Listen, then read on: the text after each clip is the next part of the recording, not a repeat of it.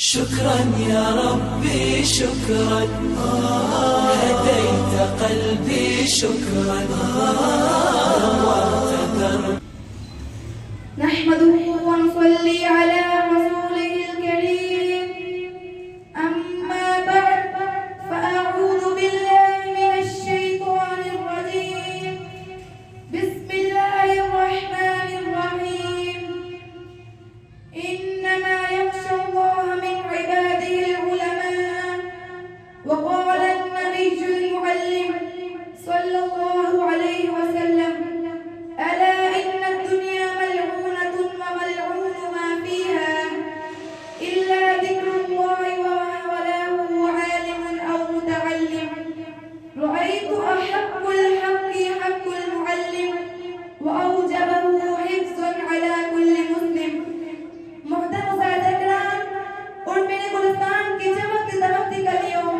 السلام علیکم ورحمۃ اللہ وبرکاتہ۔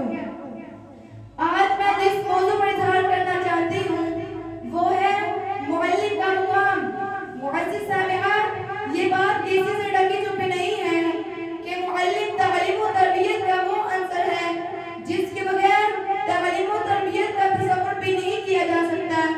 گویا کہ معلم ہی معاشرے کا وہ بنیادی مرکز اور محور ہے جس کے گرد تمام تعلیمی سرگرمیاں گردش کرتی ہیں۔ صرف بات اتنی نہیں بلکہ معلم ہی وہ ہستی ہے جو چھوٹوں اور بڑوں کو راہ سنت پر گامزن کرتی ہے۔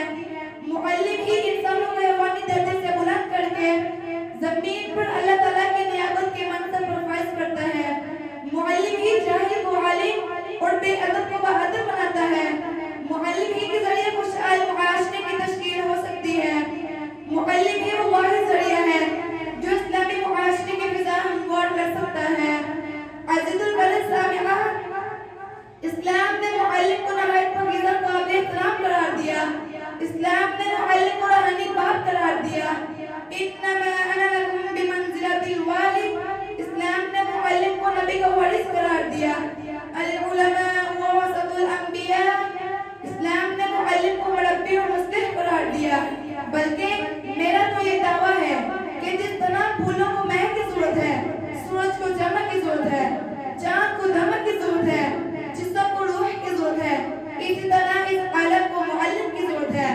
معزز سامعین، آپ معلم کے مرتبہ اور مقام کا اندازہ اس بات سے لگا سکتے ہیں کہ خود خالق رب الارض والسماوات معلم اول ہے۔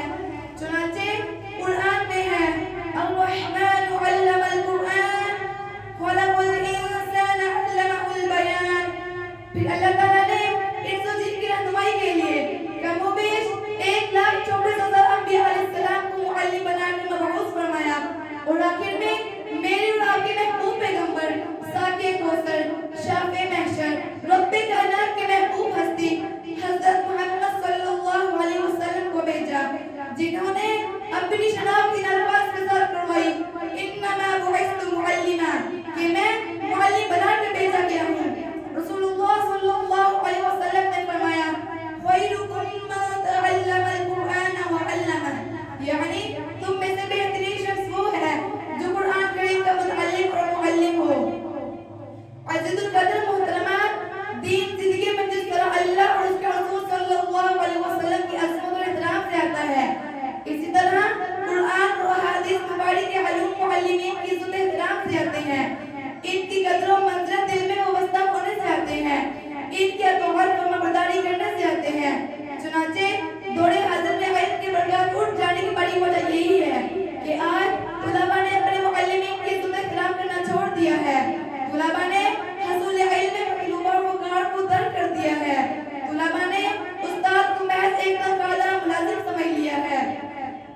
جلیل القدر محدث سفیان بن عیینہ رحمہ اللہ فرماتے ہیں کہ میرے والد کی نصیحت تھی کہ اپنے اساتذہ کی خدمت و طاعت کو واجب سمجھو، کیونکہ والد کا کہنا تھا کہ اپنے علماء سے برکات وہی پائے گا جو ان کی خدمت کرے گا، اور جو اسے گریز کرے گا وہ کبھی کامیاب نہیں ہو سکتا۔